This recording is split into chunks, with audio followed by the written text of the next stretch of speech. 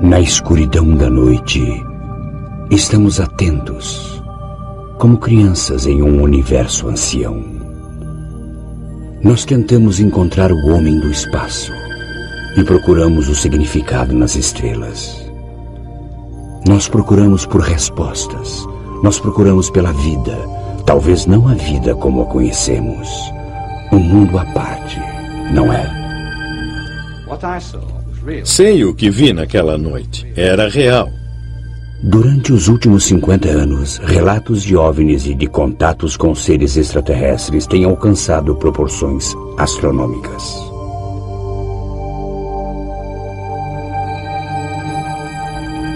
Esses relatos podem ser definidos como fraudes. Foi muito fácil reproduzir essas fotos. Um fenômeno natural? Aeronaves militares secretas estão sendo confundidas com OVNIs?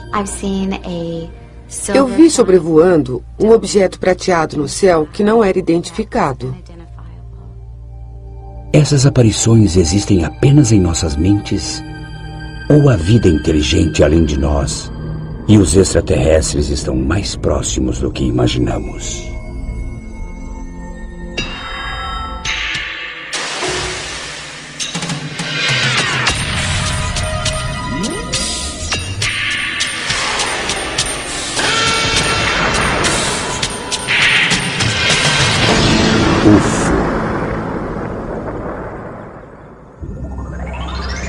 Razões para acreditar.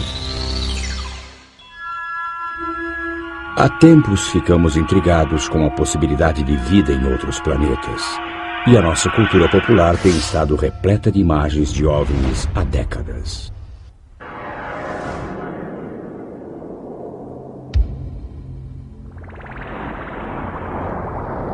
Mas os primeiros grandes relatos documentados de aparições de OVNIs no mundo real surgiram nos últimos meses da Segunda Guerra Mundial. As aparições que tivemos aqui, acho que foram em 1944, em novembro ou dezembro. Víamos essas esferas de luz que voavam nas asas de nosso avião. Aquela que eu vi era uma espécie de luz branca. As outras pessoas viram luzes vermelhas. Algumas viam luzes verdes. E algumas relataram que iriam tentar perseguir uma delas. Elas jamais conseguiriam pegar uma.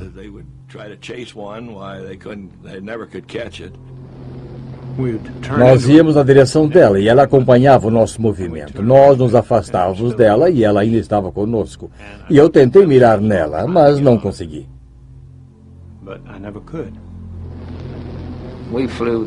Voávamos no mosquito britânico, que era capaz de desenvolver 833 km por hora. Nós tentamos nos aproximar várias vezes, emparelhar com ela, e nunca conseguimos sequer chegar perto. Os pilotos chamaram esses objetos voadores não identificados de caças Fu, mas ainda não sabem se eles eram armas secretas alemãs, ilusões de ótica ou algo completamente diferente. Eu acho que as alternativas existem, seja a imaginação, alucinação ou realmente algo extraterrestre, ou um objeto alemão controlado do solo. Mas em 50 anos eu não vi nada que tenha mudado a percepção de que eram objetos voadores não identificados.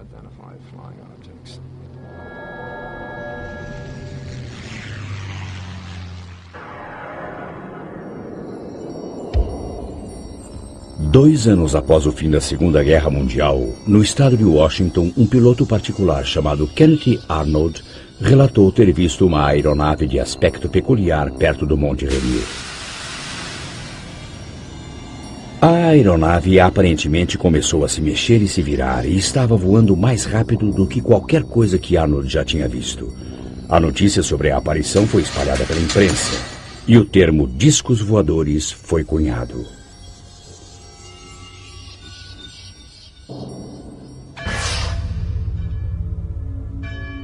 Apesar da vida na América no pós-guerra parecer bastante tranquila, os relatos de objetos voadores não identificados começaram a se multiplicar. Esses OVNIs eram aviões de reconhecimento soviéticos?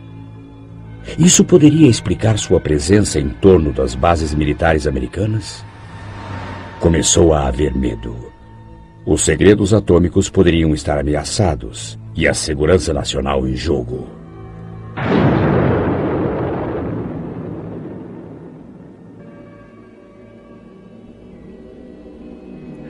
Dada a sua potencial importância, os relatos de OVNIs e os raros filmes de testemunhas não chegaram à polícia ou aos cientistas. Em vez disso, durante 22 anos, eles foram coletados como parte do Projeto Livro Azul para investigação pela Força Aérea. O chefe do projeto explicou o motivo.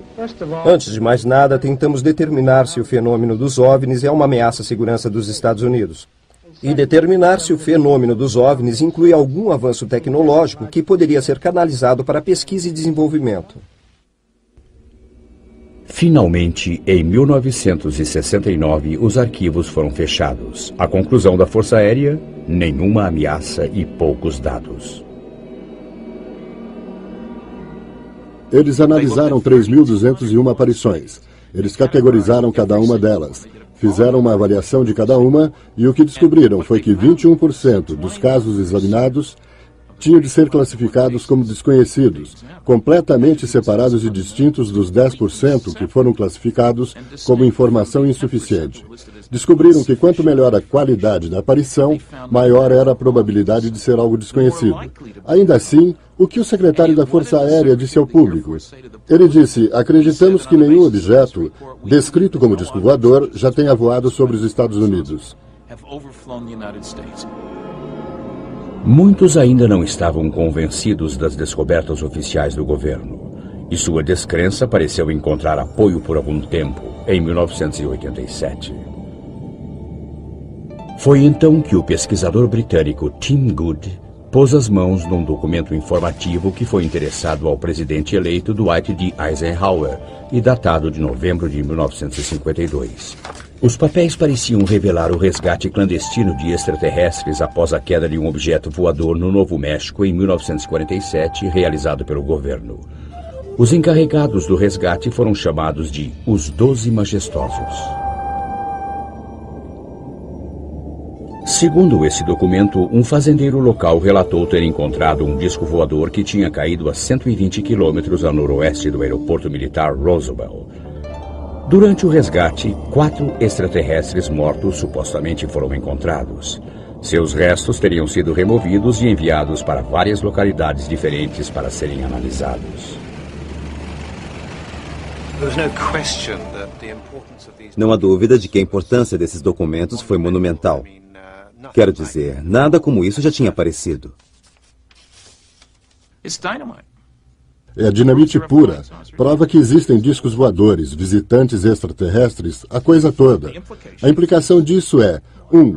A Terra está sendo visitada por naves extraterrestres. 2. O governo sabe que isso é verdade. Não só abstratamente, mas tem pedaços de uma nave e corpos de extraterrestres desde pelo menos 1947. Mas nem todos estavam certos disso. Cerca de 10 minutos depois de ver as conclusões baseadas na minha pesquisa de OVNIs até aquela época, eu sabia que essas coisas não eram reais. Entre os documentos que Tim Good recebeu estava um memorando do presidente Truman ao seu secretário de Defesa. Críticos afirmavam que sua assinatura era idêntica àquela que estava em outro documento, um problema para analistas de documentos. Qualquer pessoa familiarizada com análise forense de documentos sabe que uma pessoa nunca assina o seu nome 2 vezes da mesma maneira. E isso sugeriu que a assinatura do documento genuíno, que provava que não era um OVNI, tinha sido cortada por um falsificador e colada nesse falso documento presidencial para dar um ar de autenticidade.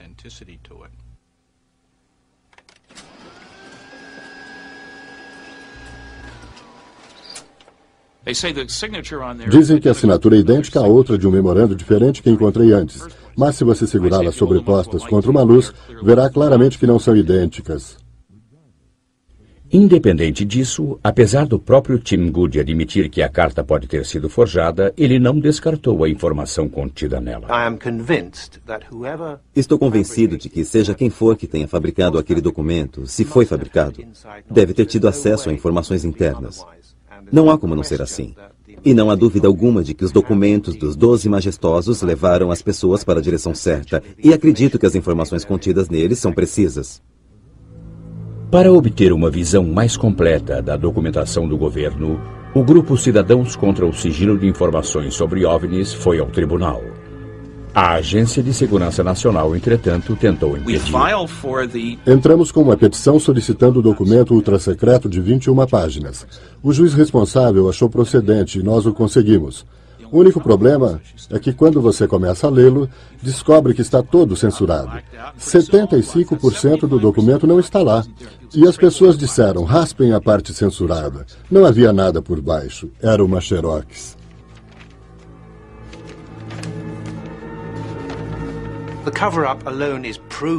O acobertamento disso é provado pela liberação de documentos por agências como o FBI, que negaram qualquer envolvimento em pesquisas de OVNIs até que a Lei de Liberdade de Informações mostrasse que eles estavam mentindo. Eles liberaram 1.100 páginas de documentos. A CIA negou qualquer interesse pelo assunto. De repente, agora temos milhares de páginas sobre informações relativas a OVNIs, que datam até da década de 40. O que claramente indica que houve um acobertamento. Certamente o Centro para Estudos de OVNIs, uma entidade privada, acha que existe validade para esse trabalho. Mais de 100 mil casos estão arquivados aqui. Em mais de 20 anos de trabalho nessa área, estou convencido de que há um fenômeno misterioso ocorrendo, que está sendo negligenciado pela ciência, não pelo público, mas pela ciência. E é em detrimento da ciência que ele está sendo negligenciado.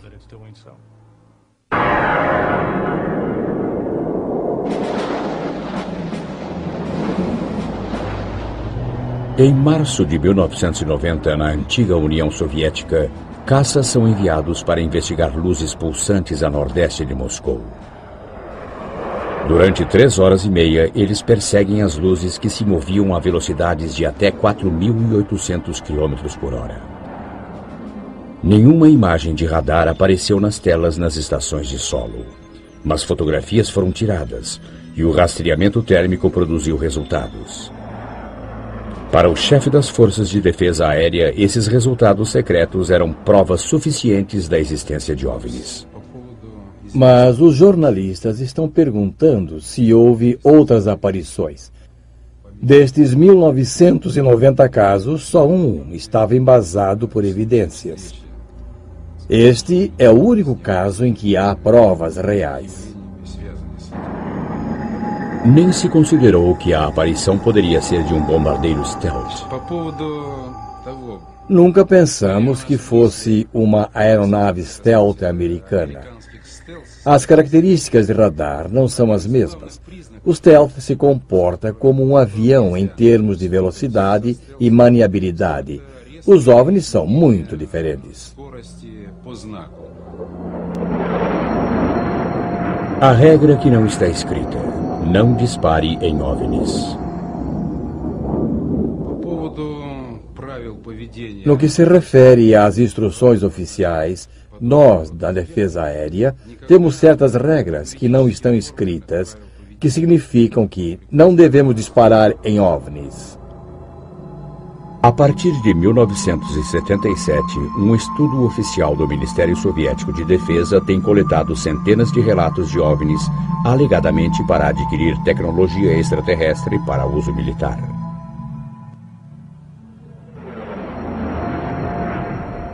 Seus arquivos listam muitos casos.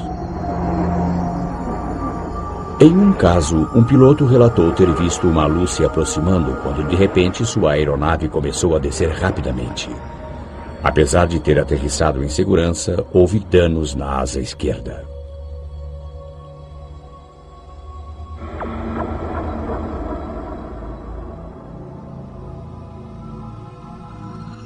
Inédito no Ocidente, esse filme amador parece mostrar um OVNI sobre o parlamento em Vilnius, a capital da Lituânia. A aeronave paira sem produzir ruído e aparentemente aterrissa.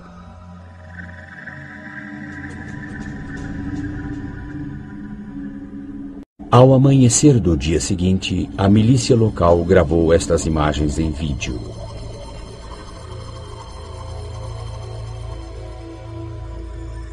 Aumentada, a aparência do visitante noturno é esta. Ele se move diferente de um helicóptero ou avião normais.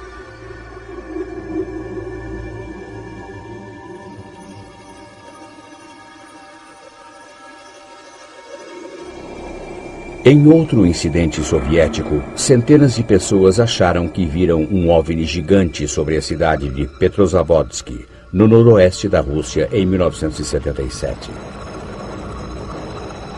Mas estudos estabeleceram que era o propulsor de um satélite lançado secretamente.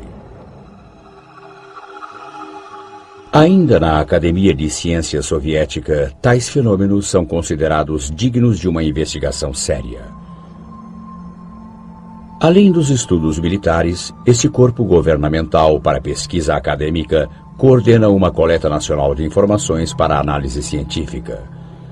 Aqui, o Comitê Central de Estudos de OVNIs coleta dados de 10 outras academias científicas. Eu gostaria de dizer algumas palavras sobre nossos métodos. Para algumas aparições, realizamos investigações de campo. Uma aparição aqui resultou em 12 anos de pesquisas.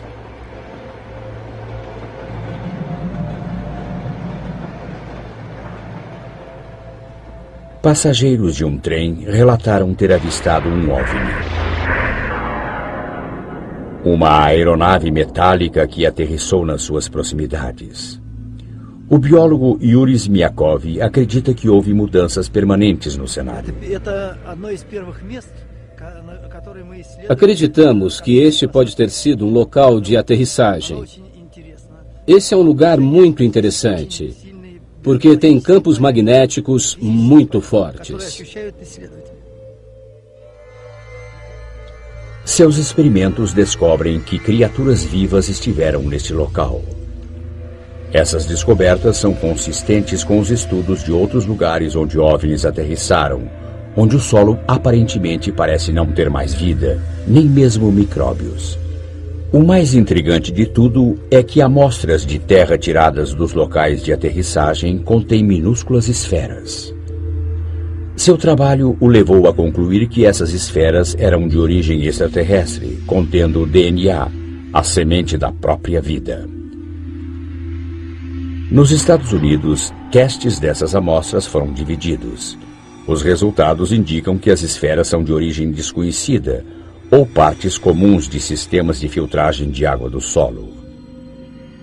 Ainda assim, alguns pesquisadores russos acreditam que microtecnologia extraterrestre está sendo colocada aqui por gatunos interplanetários. Dado o interesse mundial, os pesquisadores têm tentado classificar relatos de aparições de OVNIs e encontros com extraterrestres. Quando um objeto voador não identificado é visto, mas nada mais, ele é rotulado de contato imediato do primeiro grau. Quando deixam rastros, ele se torna do segundo grau. Depois, existem os contatos imediatos do terceiro grau, quando as pessoas relatam ter observado extraterrestres. Nos contatos imediatos do quarto grau, a testemunha realmente interage com os extraterrestres. Em novembro de 1980, em Todmorden, Inglaterra, Alan Godfrey, um experiente oficial de polícia, estava numa ronda noturna quando viu um objeto que não podia identificar. Eu estava fazendo minha ronda noturna, então decidi que iria a um determinado local naquela noite. Quando eu estava para voltar, eu vi na Fernley Road aquele objeto. Quando eu cheguei perto, ficou evidente que eu não estava olhando para uma coisa que normalmente encontraria ao amanhecer em Todmorden, sabe? Achei que poderia ser um balão de ar quente que tinha caído, mas, obviamente, quando me aproximava mais, percebi que era um objeto metálico, feito pelo homem. Era uma coisa construída, não era uma alucinação, era real. Esse objeto tinha 6 metros de largura. Tinha 4,30 metros de altura. Tinha o formato de diamante. A metade inferior dele girava, a metade superior estava parada. Tinha uma série de janelas escuras, ou poderiam ser painéis. E se eu saísse do carro, pegasse um tijolo e atirasse nele, provavelmente descobriria se eram janelas ou não. As árvores que se alinhavam à beira da estrada estavam sacudindo violentamente, mas ainda assim, enquanto eu estava dando partida no carro, não senti nenhuma vibração. Não ouvi ruído algum, mas é claro que eu não ia sair do carro. Peguei a minha prancheta, coloquei-a no meu joelho e comecei a desenhá-lo. Mas quando estava desenhando o objeto, de repente eu estava do outro lado dele, dirigindo o carro da polícia, e o objeto tinha partido. Um período de tempo tinha passado. Após uma regressão hipnótica, o policial lembrou-se de mais detalhes. Existe uma escuridão completa e depois uma sensação de flutuação, como se eu ou outro veículo, seja o que for, estivesse flutuando. Depois acordei num quarto. Nesse quarto havia um humanoide muito alto.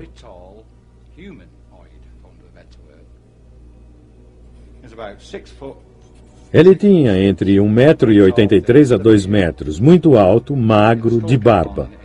Ele vestia uma touca cirúrgica e estava com seu avental branco. O que aconteceu depois foi que pediram para eu subir nessa cama. Ele me fez perguntas e eu não sei como as fez, porque a sua boca não se movia. Ele não estava falando. Ele queria que eu subisse na cama. Obviamente, fosse quem fosse, ele tinha uma espécie de influência nos meus pensamentos. Ainda assim me senti à vontade com ele. Me senti confortável com ele. Tive a impressão de já conhecê-lo antes. Eu não sentia medo dele ou algo assim. Eu não senti que estava em perigo. Então, estou na cama e essas coisinhas horríveis aparecem.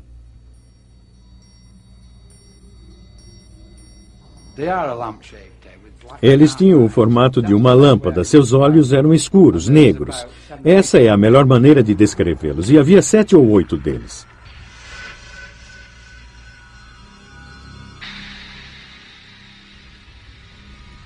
Policiais nas proximidades disseram que tinham visto uma luz no céu, e Alan Godfrey insiste que seu encontro foi genuíno. Sei o que vi naquela noite. Era real. Era muito real. Em 1974, em Landrillo, país de Gales, os moradores sentiram grandes tremores. Os tremores não tiveram uma causa natural.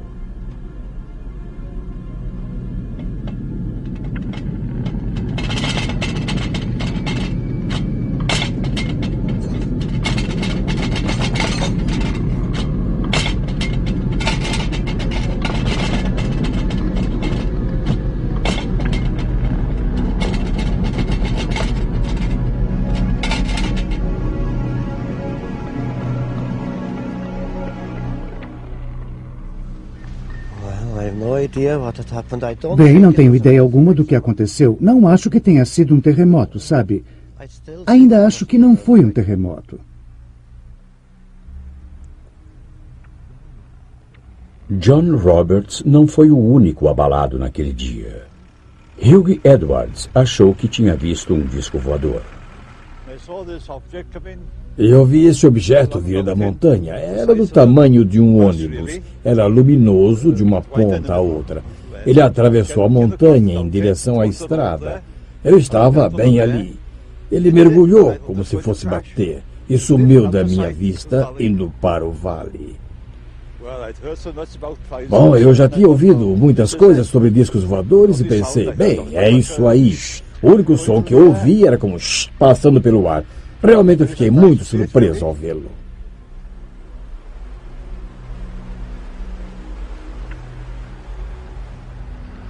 A enfermeira do município achou que um avião tivesse caído.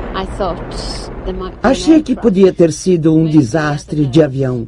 Talvez como enfermeira eu pudesse prestar os primeiros socorros. Então chamei minhas filhas. Entramos no carro e subimos a montanha. Dirigimos um longo caminho pela estrada da montanha e à nossa esquerda dava para ver uma enorme bola cor de laranja sobre a montanha brilhando. Paramos e começamos a olhar para o que achávamos ser um avião em chamas. Porque pensamos, pode haver corpos se foi um acidente de avião. E não estávamos felizes com essa perspectiva. Mas ficamos muito surpresas por ver aquela grande bola laranja parada ali. Não havia chamas e a sua forma era muito uniforme. O formato esférico daquilo nos fez perceber que não era um avião. Não havia chamas, mas esse grande objeto laranja que vimos estava pulsando. E dava para ver luzes, pequenas luzes, como luzes de sinalização, indo em direção ao objeto em zigue-zague, e presumimos que naquele momento alguém estava indo ver aquilo. Mas depois percebemos que um grupo de busca não podia ter chegado lá, localizado e chegado lá no tempo em que levamos para ir da cidade até a montanha. Ninguém teria tempo de ter se organizado para chegar até o objeto que vimos. Como nenhum grupo de busca saiu naquela noite, nada foi descoberto no local. Estamos fazendo uma segunda varredura do céu usando equipamentos mais modernos. E passamos por essa mesma região do céu. Nosso fascínio só cresce enquanto os cientistas descobrem evidências de vida em outros planetas. Ele só cresce enquanto se torna cada vez mais razoável acreditar que não estamos sozinhos no universo. Se os sinais de vida em Marte provarem ser verdadeiros, a vida extraterrestre em geral pode ser ainda mais disseminada. Astrônomos calculam a quantidade de civilizações que podemos esperar detectar no espaço. Eles utilizam a equação de Drake, do professor Frank Drake. O primeiro fator é o índice de formação de estrelas na nossa galáxia. Quanto mais estrelas você produz, mais morados potenciais de vida irão existir. Uma fração dessas estrelas irá ter planetas. Esse é o segundo fator, a fração que terá planetas. Depois temos que levar em conta a quantidade de planetas em cada sistema que são potenciais moradas de vida. O próximo fator é a fração de sistemas de coisas vivas que dão origem à inteligência. O fator seguinte é a fração de sistemas de criaturas inteligentes que desenvolvem alta tecnologia, uma tecnologia detectável. Mas quanto tempo duram? Por quanto tempo são detectáveis? Talvez sejam destruídos por acidentes cósmicos, talvez de maneira ruim, através de uma guerra nuclear. Achamos que provavelmente se tornam indetectáveis porque sua tecnologia ficou tão sofisticada que não há desperdício de energia. Eles não liberam energia para o espaço e, portanto, não há sinal deles para ser detectado. E então dizemos, bem, deve haver alguma longevidade. L, a extensão de tempo durante a qual uma civilização é visível. E agora, se tomarmos o índice de produção e o multiplicarmos por aquele L, o resultado final é o que começamos a descobrir, que é a quantidade de civilizações detectáveis no espaço. E a quantidade está aumentando. 7 novos planetas foram descobertos no último ano. Um desses planetas é quase tão grande quanto Júpiter, do tamanho da quarta estrela mais próxima do Sol. Um planeta orbitando a estrela 51 na constelação do Pégaso. A última estimativa da quantidade de galáxias agora é 50 bilhões. A quantidade estimada de civilizações detectáveis é de 100 milhões de milhões. Alguma dessas civilizações em potencial está tentando se comunicar conosco? 7. A busca por inteligência extraterrestre está na escuta. Mas existem maneiras de se viajar essas vastas distâncias do espaço? Se você imaginar que este balão é o nosso universo, vivemos em 3 dimensões na superfície do balão. E foi sugerido que pode existir o que chamam de buracos, que atravessam um balão de um lado a outro, ou conectando pontos, o que nos permitirá viajar de um lado do balão até o outro através de um atalho.